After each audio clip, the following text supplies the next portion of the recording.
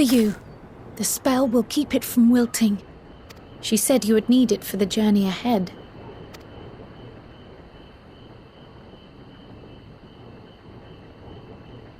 Will you speak with her now? I cannot hope to match Minfilia's clarity, of course, but...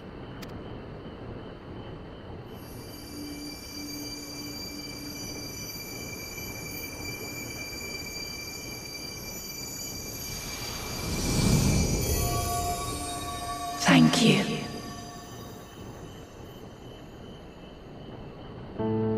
Do not worry.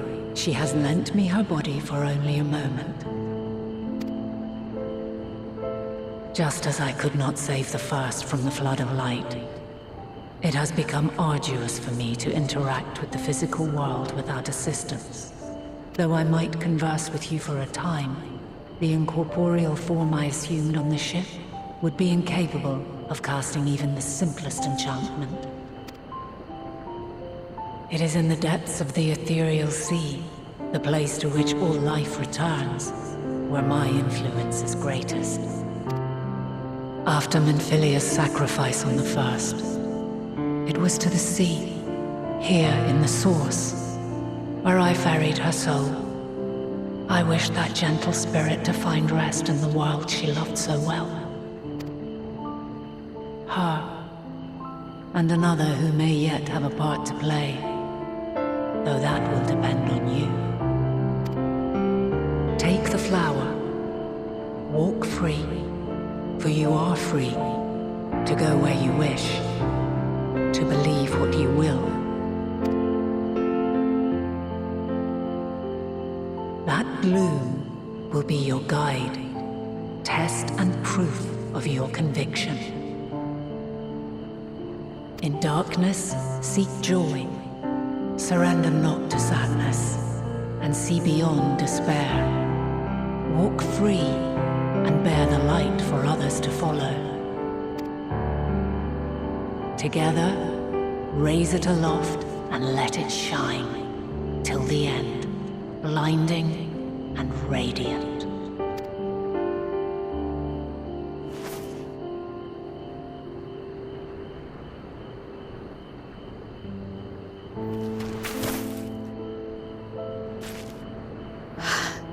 That was all too brief. Already she seems so far away.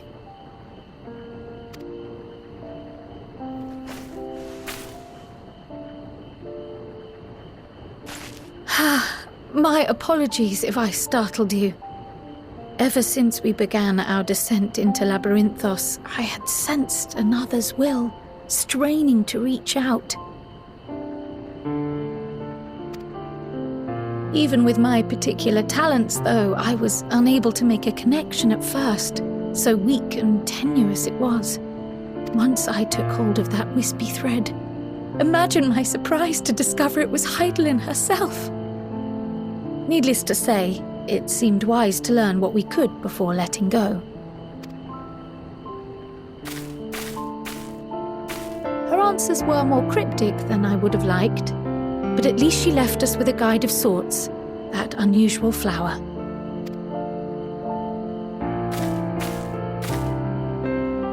Yes, we are definitely making progress.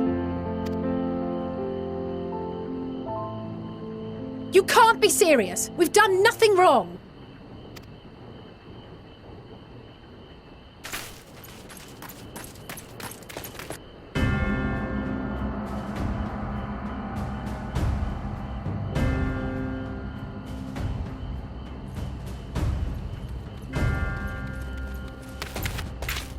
Master Fortuno? What business has the Forum with us? Obstruction and suppression, apparently. Mistress Baldessian, our records show you facilitated the Scions' entrance into Sharlayan by claiming them as assistants for your organization. We are aware of your investigations. After alerting the major institutions to the presence of potential troublemakers, we received word from an Archean custodian, a group operating under the auspices of the students skulking about Labyrinthos and engaging in clandestine behavior. Clandestine? We may not have entered Sharlayan as scions, but we did naught to conceal our identities. Our only purpose in this city is to seek the truth. I can think of no reason why our actions should warrant the Forum's intervention. 'Tis not our way to discourage the pursuit of knowledge, but the timing of such pursuits must be considered, not to mention their potential impact. With the world in chaos, we, the true caretakers of wisdom, have committed ourselves to an undertaking that demands the utmost discretion. And we will not risk its success by turning a blind eye to disruptive foreign elements in our midst. What, then, is to be our fate? Will you put us on a ship back to Eorzea? The Forum will convene to examine your case. The results of said inquiry will determine your future in this city. As for your absent companion, he has already been detained. Grah! But why? Is reading a crime now, too? Reading is encouraged, celebrated even. Not, however, of the volumes shelved in the restricted section of the library.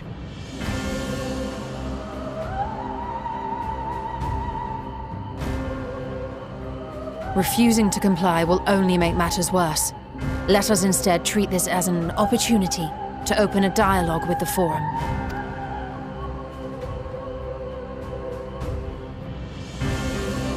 Silence is often one's best defense. I would advise against prolonging the proceedings with frivolous discourse. But enough. This is not the place for debate.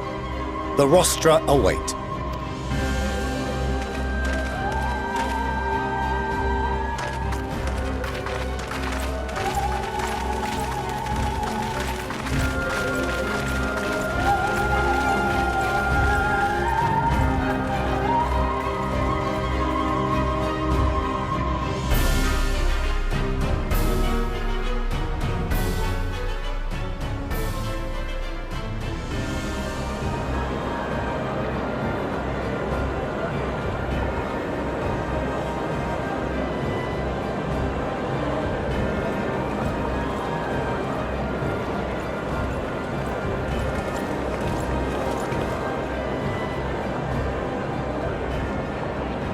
Forgive me. I was careless. We would have been detained regardless. This way, at least, we managed to stay together. I trust your time within the Forbidden Archives was well spent.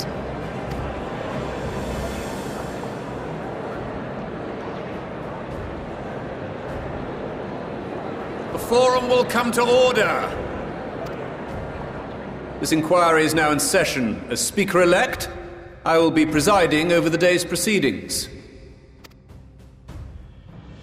Master Fortuner, would you be so kind as to restate the matter which compelled you to summon your colleagues with such urgency? As you are all aware, we recently denied Eorzea's request for Sharlayan assistance. Since then, certain individuals, dissatisfied with our decision, have taken it upon themselves to interfere with our work. They entered our nation masquerading as associates of the students of Baldessian. But these malcontents are better known as the Scions of the Seventh Dawn. These militants wield influence with both the Eorzean and Eastern alliances, and are inextricably involved with the crises presently afflicting the world at large. Loose in our city, these warmongers sought to meddle with and expose matters of state secret. What are they, if not a dire threat to be expelled?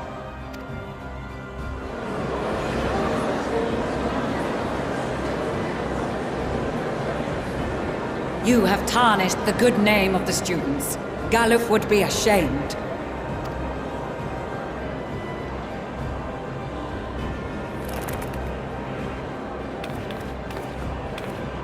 Galuf Baldessian was never one to forsake his fellow man.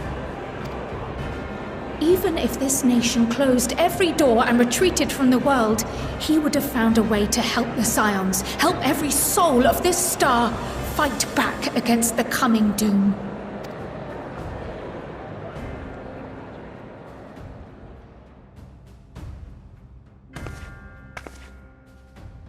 A terrible enemy stands poised to lay waste to all we hold dear. In the face of such madness, Eorzea reached out to Sharlayan, a respected ally, in the hopes of forming a united front. Was your curt dismissal truly the best you could offer? Or are you so preoccupied with your momentous duty of an age long past that even the end of the world is unworthy of your attention?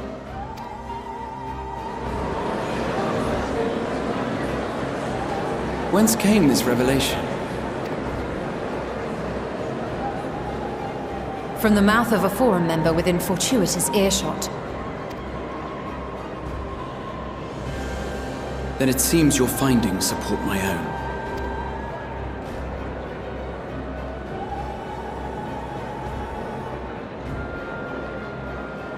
The reason I visited the restricted shelves was to study records of the Forum's policymaking process, to better understand the historical trends underlying their most major decisions.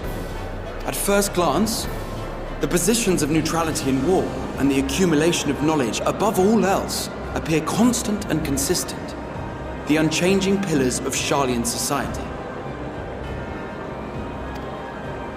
And once upon a time, I might have left it at that.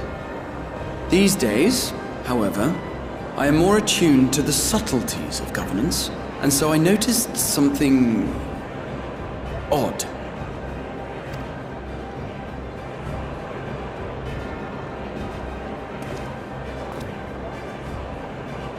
From a particular point in time, the purpose of these policies shifted.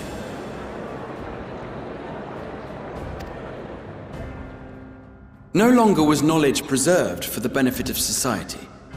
Rather, society was to be gradually reshaped to ensure the preservation of knowledge.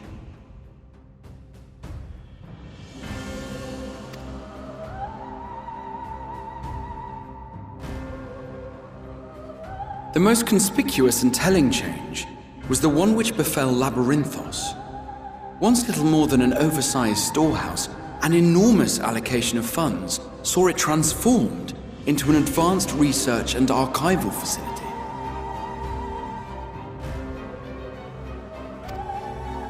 I also discovered a fascinating account on the finances of our Dravanian colony. The settlement attracted students from far and wide, and the connections and tuition fees thus acquired were funneled into further improvements for the archives.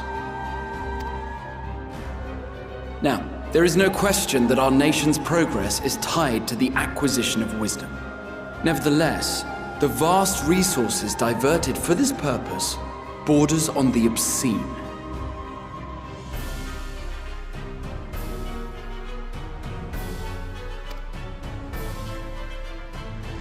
But returning to the matter of when, our change in course appears to have been made some 270 years ago.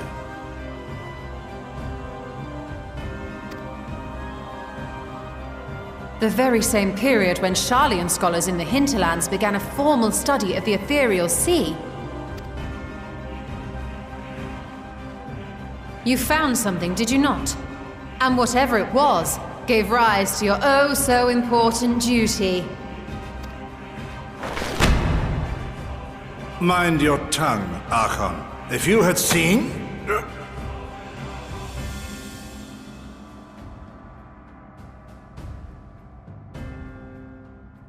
Yes, we are bound by a duty we cannot ignore. Knowing this, what would you have us do? Abandon our vital work and join you on the field of battle? We will never choose the way of the sword.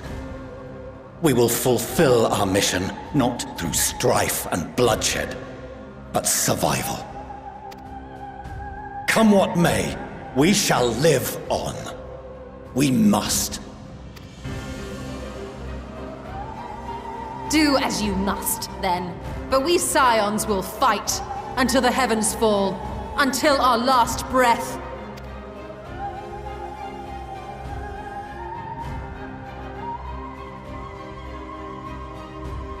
Such misguided zeal.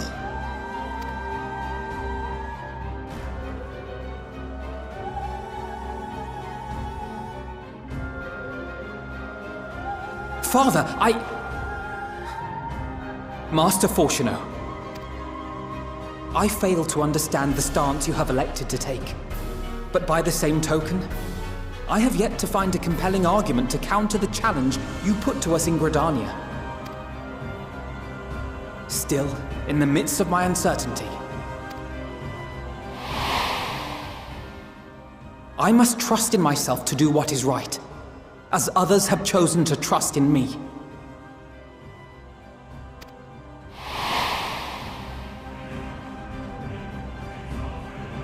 So I will continue, as I always have, weighing the consequences of my every action, and allowing my hope for the future to inform my decisions.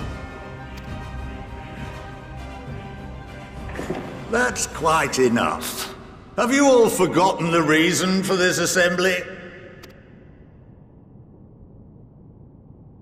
Skolok Monteshane. He's the head of the Studium and an old friend of my grandfather's.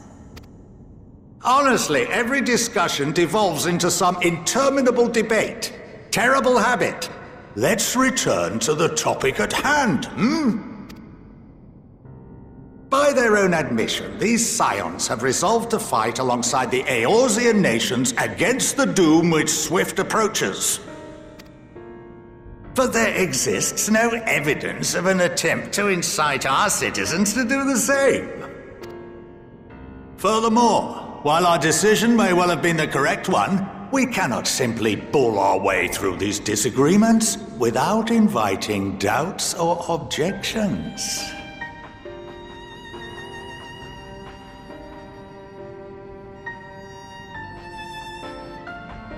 Put yourselves in their place. Who among you would leave a tome unopened if an elder forbid you read it with no reason given? Now, if we're to quell further discontent, then we must conclude this matter with a fair and even hand.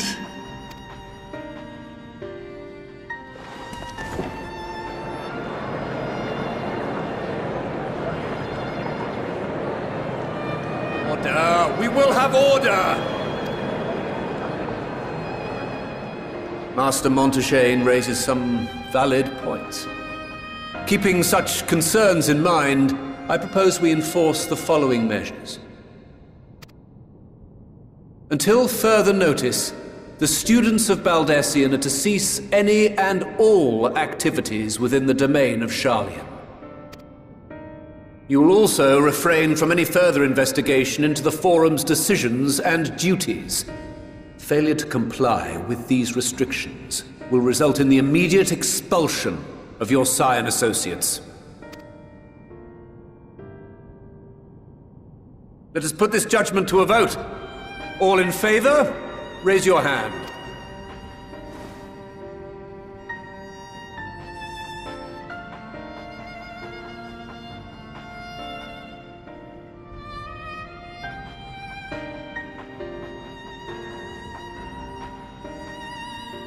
I count 51 for and 48 against. The proposal is passed. Students, Scions, you have heard the Forum's judgment. Pray abide by it, or face the consequences.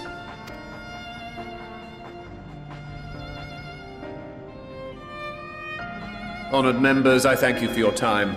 This inquiry is concluded.